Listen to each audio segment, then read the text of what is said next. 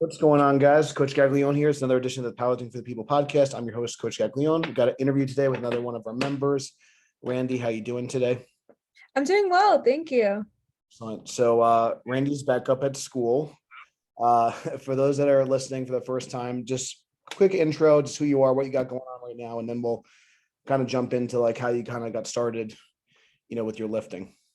Okay, perfect. Yeah, my name is Randi Finkelstein. I'm from Long Island, New York, but I go to school in Amherst, Massachusetts. I'm a biochemistry and biophysics major, and I also play on the softball team here at school. So Lots of activities. yes. All right, cool. So I want to rewind a little bit, and I know you are, also still involved with athletics, and did a lot of sports growing up. So how did you kind of first get introduced to kind of just strength training and like lifting in general? Yeah, so I would say I started really lifting like my freshman year of high school. Like it started off with me kind of just watching like YouTube videos, like teaching myself everything. I was like really, really scared about going into like the weight room at first, just because it was like super intimidating for me, like especially with it being like so male dominated. But eventually like I gained the courage to start going in, like really started working, started seeing like strength and started seeing like a lot of gains. So that was super motivating. So I started taking it more seriously, I would say like last year, and that's kind of when I got in contact with you and decided to take it to like the next level, like really start focusing on like the powerlifting aspect. And in doing so, it's really benefited like my sports as well, just like gaining strength, gaining speed, like mobility. So yeah. Yeah, so there's a lot there. So during like that initial couple of years, I guess, which is kind of cool because I know like when I started kind of coaching people, I know like a lot, it was it's getting more common, but I know it's still kind of uncommon for a lot of women to start strength training. Like I would say in high school, a lot of times what I found in like, at least in like the early 2000s, it's a little different now. Like a lot of girls they might play a college sport and then they kind of get thrown the strength and conditioning packet or something. And then they're kind of like almost forced to figure some of this stuff out. So I guess what made you, I guess just researching stuff, what made you actually want to like try, barbell training initially? Like what got you like interested in, I guess, doing some like the squatting, the benching and deadlifting? Like was there something that you watched or someone you followed or just something you kind of researched, or like, how did that like happen? Yeah, so like I started off and I think like a lot of like women can relate with just being like that cardio bunny where I was just like only elliptical, only like treadmill, and then like very lightweight. Like I like had that fear of like being too bulky and everything, which is like a very like common misconception for like women especially. And I feel like just like doing more research on my own and kind of like educating myself on like weightlifting, and just like watching more videos and stuff, and like since I'm like obviously a big science person, just like seeing like the health benefits and everything, kind of just like really inspired me. And just like even like social media, like there can be like a lot of downsides to social media and like comparing yourselves to like the people online, but I feel like that was like another motivating factor for me, um to like kind of look like that and like have those kinds of aesthetics. And everyone was like, oh well, you have to lift heavy, like you have to like lift big. So I think that kind of got me really into like lifting. And then I feel like once you start seeing like the numbers go up and like start seeing that you're getting stronger, like it's kind of like a catalyst and just starts from there. Cool. And then I know you're still kind of active in, playing softball and stuff. So I guess, how are you kind of juggling that, and what has that been kind of like, and then what do you kind of do when it's more, I guess, like in season versus like when you're having a break from sports? Like what has that like been like for you? Yeah, so I think during season it's definitely harder to get into the gym as much as I'd like to. We do have like our team lifts and everything, and I think during season when we're like playing games like 5 times a week or like practicing like 6 times a week or whatever, like it's like you don't want to be too sore before going into a game or anything. So we do focus like a lot more on like mobility work, like kind of like making sure like we're feeling good, like ready for next practice or next game or whatever. So that's definitely kind of hard training during them, but I always do try to like get in as much as I can during like the off seasons. Like right now is the fall, so we're like technically like just doing like captain's practices and everything, definitely like more intense. I try to get in like 6 times a week, do like an hour and a half workout. And then it's usually pretty busy here on campus, juggling like the athletics and the academics. But just like trying to get in and just like as like a mental health aspect too. Just getting into the gym, getting my work in, and yeah. Yeah, so I think that was good what you kind of said too about like the mental side of things. I don't want to brush that over. So even like people that maybe that are listening to this, maybe they're not in college or maybe they're still in high school, but if you do have a busy schedule, whether it's school or career or whatever it is, I do think that kind of mental break from whatever you're working on, I think is important. It's just kind of forces you to stop for a little bit because a lot of times people will, as they get busier, a lot of times their physical training may kind of take, I guess, a pit stop or whatever, or you kind of take a break from it. So even if you have to like modify, it doesn't always have to be like going for a PR. It doesn't always have to be the hardest workout ever, but just kind of going in the gym and moving your body, I think is good just from, and obviously, with your science background, like even just kind of the chemicals that are released in your brain and stuff, just getting the blood flowing, you're probably going to feel better and just be in a better mood for the rest of the day. So I know that's definitely something for me too, like trying to run a business. And now that being said, I think when it comes time to competing and stuff, there is definitely a level you could take it too far, but getting some training in, I think is good. And then I think as an athlete, if you're an athlete listening to this, don't worry about like, there's times to push and there's times where you just getting it in and just practicing the technique, getting blood in the muscle, working on more explosiveness when you're in season, not going as heavy.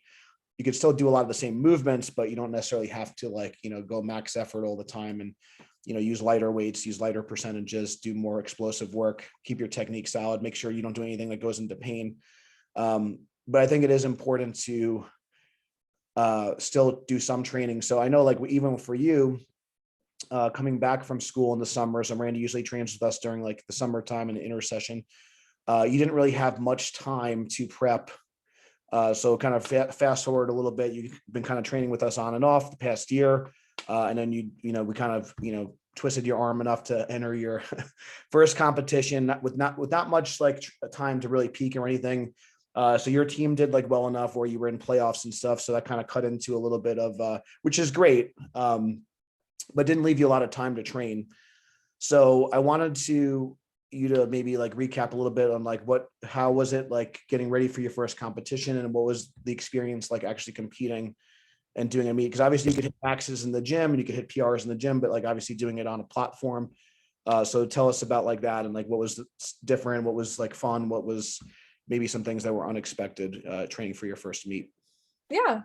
So kind of like you said, just because my team had gone pretty far into like our NCAA tournament, I was kind of on a time crunch to fit in my training. And like I said before, training during the season is super hard. So I think going in, I kind of had the mindset of, well, like, let's just go in, like do the best that you can do. Like, don't like expect too much out of it, like use it as more of like a learning experience to see like how meets are run, like get to know like the people there, kind of get like an idea of like the environment in general. So I went in probably, I would say, having like 2 to 3 weeks of really like training, like getting ready for it. I think going to the meet itself was super, super fun, especially being with like a team, like knowing other people there, like who were kind of like just being super supportive. It was really cool, like being there for like my first meet and it being at the place where I train at. I think that was like super comforting also. I think that was very lucky for me. I think overall the meet was super fun. At first I was very nervous, especially with my squats. I ended up getting like 8 out of my 9 lifts in that day. I was kind of disappointed with my last squat that I had missed, but I mean, in retrospect, like it was my first meet. I hadn't trained as well as I had hoped to, and it's my first of many. So hopefully the next one I could get that. But yeah, it was a really great experience, and I'm super excited to do it again this January. So Excellent. Yeah, I think like using, you play for softball, so like, using that as baseball or softball is a good like analogy. Like not every at bat is going to be like a home run, and sometimes just getting a single or double is like fine. And like, just like getting points up on the scoreboard and just like kind of getting on base is like great. And I think like that's a good way to think about like your first competition is like, you just want to like establish a total. And now you have something you can kind of, now you have a total, you have something you can kind of try to beat.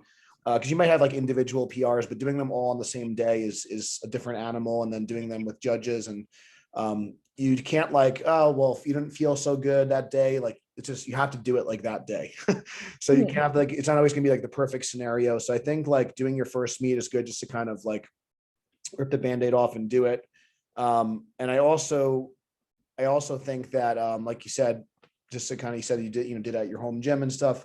So I think doing something like local and something that's where it's a familiar place is good if you have that option. It doesn't need to be like a couple hours away or something like that for your first one, something, whether it's a familiar venue or just something that's, with under an hour away.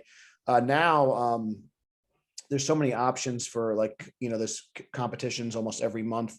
When I started competing in 2006, we had to like drive a couple hours pretty regularly. Like a lot of times there was really nothing on the island. New Jersey and Pennsylvania was a little bit more common. So now like kind of, I don't want to say you guys are spoiled, but there's definitely like a lot more like opportunities, which is great. So there's a lot more. So pick something, train for it. Don't worry about having this perfect training cycle. And then you have like this total to kind of like go from, which I think is great. And I do think, I don't always encourage like athletes to like do meets necessarily like during their like kind of career and stuff. But I do think that having some strength goals and just having something to like be competitive with can be a good thing. We have another one of our, ladies, she's playing, lacrosse in college, and she did a deadlift contest also. And I think like there is like a mental side of like just competing. And I think that could transfer over well. So I think kind of just being like a field athlete, I think there's some also crossover there. So with that being said, like what are some things that, even though powerlifting is an individual sport, like what are some things that maybe that you find can maybe like transfer over to like one another, like how maybe playing softball has helped your powerlifting and vice versa? Like obviously, powerlifting is a sport in itself, but also there's a lot of training that can transfer over. So how have like your experiences playing softball maybe like helped you get ready mentally for the meet, and also some of your training, how has that transferred over to like what you're doing on the field? Yeah, definitely. So with softball wise, in terms of like the training, I think definitely the strength training in general, has definitely made me a big hitter in my conference. So actually last season I led my conference in home runs, which was super cool. I would hit usually like in the 4 spot. If you're familiar with like baseball and softball, it's like the power hitter spot. And yeah, I just think that like overall, just being like a stronger athlete is never like a bad thing. I know like we on our like strength programs, like we do like a lot of squats, like a lot of deadlifts, maybe like in different variations than what we would usually do in powerlifting. But I think like a lot of hip strength comes from a lot of like squatting, a lot of deadlifting, which is like super translational and like hitting in terms of like rotation and everything. In terms of like how like competing and everything has crossed over to softball or vice versa, I would say definitely like the pressure of kind of like you being the only person on the platform, I think is very similar to you being the only person in the box. Like I think the type of pressure is definitely different, because I think for competing in powerlifting, it's more so that you're doing it like for yourself, and like like everything that you've been doing up until this point has been like you training to like achieve this like one thing that's gonna last like 10 seconds maybe. As opposed to like softball is like you're in the box for like a while, hopefully. And yeah, I think that the pressure is definitely like similar, but it's super rewarding is like another thing that I think is very similar. Like if you're able to like succeed and like achieve that goal that you've been like looking for, like you're training, you hit this PR, or like you're in the cage all day like taking swings, and like you're finally out of that slump and like get a good hit or whatever. I think those like feelings of success are very similar there. So excellent. That's really well said. I think definitely like feeling that sense of accomplishment that you've like worked towards. And I think powerlifting is nice because it's very like, it's easy to measure like your progress, right? So did the weight go up? Did you hit a new total in this weight class? Did you, hit a personal, did you add 5 pounds? Did you do one more rep? And I know sometimes with the team sports, it's sometimes depending on like the opponent you're facing, if they're just like, way better or whatever, you could like have this great performance and they're just, better, they're just like a little bit ahead of you, whatever. So, I think that is kind of a cool thing where you're a little bit more, I guess, in control of your own fate in powerlifting, which is kind of, and you can kind of, it is at the high levels, there is competition and there is strategy. But in terms of like competing against yourself, I think that's a great place to start. And then as you climb the ranks, you can kind of focus on like, where you rank and stuff like that. But so I wanted to switch gears a little bit. And I know you talked about some in the beginning, we talked about some, myths about, women are afraid to get bulky and stuff. And I think another thing that we hear sometimes athletes are afraid, like they're going to get slower or they're going to get like, muscle bound. Like that's like still kind of a thing. So I don't know if there's anything off the top of your head that maybe that you still hear a lot, or maybe that it could even be some concerns of like your teammates. If someone was maybe like a female athlete like yourself starting out, like what are some things, just to kind of reassure them, like that it's maybe not true, or some things that maybe surprised you when you started? Like what's some things that come to mind? Yeah, so I think a big thing is that people think that they, especially with like women, people think that they can't like lose weight or really get like fit from just weightlifting. Like they feel like they like have to do cardio, like that's like the only option to like lose weight, which I think is like a super big misconception. Another one, like you said, was that people think that they're just going to get slower from weightlifting, that they're going to lose like any like explosivity. Meanwhile, it's the complete opposite, like if you're training properly. And then yeah, like the whole idea of like getting bulky and like thinking that they're going to look like a man is like a big one. Yeah. So that's like honestly like kind of disheartening to see in like women, because like at least like in my school and like in many gyms that I've been to, like in general, like commercial gyms, you see like a lot of women are like afraid to go into the weight room, or like even like try, out of fear of like being judged, or just like overall discomfort with what they're doing and like a lack of knowledge. So like when I, at least especially when I'm talking to like women on my team, they know like to seek me as like a resource, because like I can share like a lot of like information that I know and have like learned over the years, and kind of like squash those like fallacies and misconceptions that they may have about like weightlifting, and kind of like encourage them to try it, get into it, because I feel like once you like start, it's very hard to stop, and like what you're doing, like it really is addicting. So yeah. Yeah, I think when you start to see some sort of benefit and you see the progress, I think that's like when a lot of people like start, the light bulb turns on. I think just breaking inertia and actually just like getting started, I think a lot of times is the hardest part. And then once you kind of get the ball rolling, then it's usually easy to like kind of keep things going.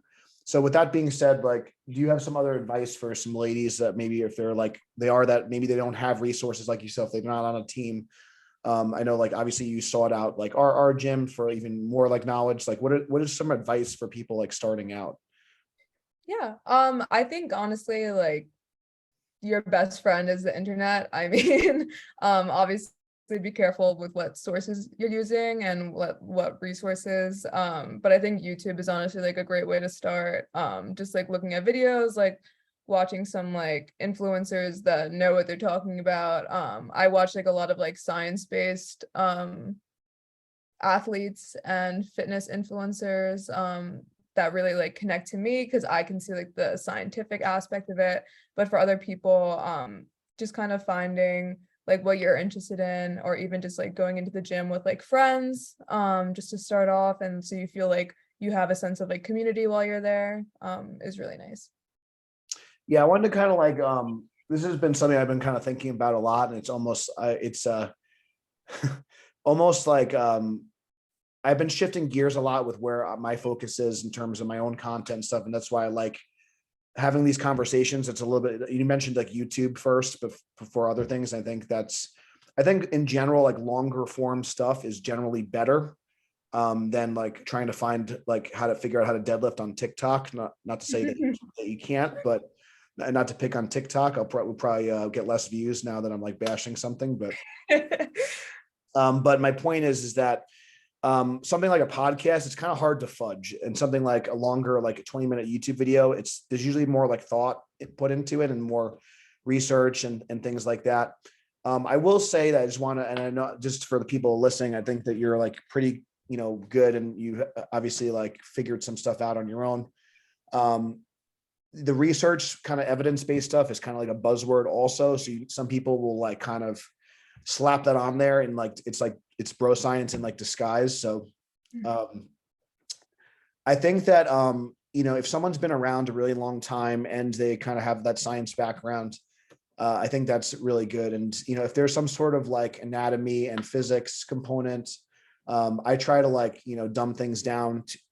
I try not to get too sciencey, but if you kind of like look hard enough, that there's those elements in there with what we do.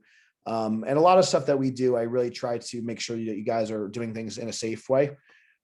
So I think that's some good points there, but I do think like, yes, definitely research, definitely learn. But also like, don't like learn so much that it kind of confuses you to like, just get started and like learn as you go. I think that's, and don't be afraid to like, you're going to like suck the first time you squat, you're going to suck the first time you bench and deadlift, but you'll get a little bit better each time. And I think that was good. So I guess with that being said, so obviously, like I said, you came in like at a pretty good level, which I was impressed with, but obviously you've made progress since then. So since like kind of joining the gym and now you're getting in-person coaching and also training with a team, like what are some differences of like actually, I guess, training with some athletes that maybe are more accomplished than you with a little more experience and actually getting coaching? What have been some of the benefits that you've seen like personally? It could be like specific things or just general, could be specific techniques that you learned or, just something more general. Yeah, I think that working with a team of athletes is super motivating, especially just the range of ages and where people come from. Like you just have like a ton of different types of people there, which is just super cool. I think that having a coach and everything is definitely beneficial in terms of like I can't watch myself all the time when I'm doing everything. So just having someone who can like nitpick things that I'm doing or like pick up on things that I didn't particularly notice that can help me either look better or get my weights up or everything. I think that working with a team is also really motivating because you just have that support system behind you all the time. Knowing that you have like a person spotting you on each side or someone behind you is like really comforting. And just like, I guess, again, like motivating because you have all these people watching you and you just want to get the weight up at that point. Yeah, I think it's been a really great experience. And for anyone like looking to get to the next level, I would definitely recommend like finding a coach who knows what he's talking about or what she's talking about. And I think the team is just super nice and very welcoming, and everyone, it's just a really lovely environment, honestly. Yes, I think besides like, 'cause a lot of like the stuff that, you can learn a lot of stuff just watching stuff online, like you mentioned, but I think being in like the right environment or just like I said, a motivating environment of people like that are like-minded, I think makes a huge difference. I know even like with myself, like there's no like way I would, just even from a safety standpoint, I would try some of the stuff that I try. So that is really helpful kind of going into the meet because you've kind of pushed you've tapped into some of that max effort, because it's a different, it's different like when you're, doing a set of 5 versus your third attempt at the meet where you're really grinding and it's really like, feel like your head's going to explode from like a heavy squat or deadlift and it feels like it's not moving, but it is moving. So having practiced that and training and kind of understanding what it's like to strain and, having people kind of yelling at you and cueing you, I think definitely makes a huge difference. So, all right, really cool. Well, Randi, I appreciate your time. Yeah, of You guys, course. Thank you for you guys, having me. and I'll definitely send you a link once this is out so you guys could share this if you guys find it helpful. And if you guys enjoyed the podcast, please give it a 5-star review. Thank you guys so much for listening. Until next time, stay strong and we'll see you soon.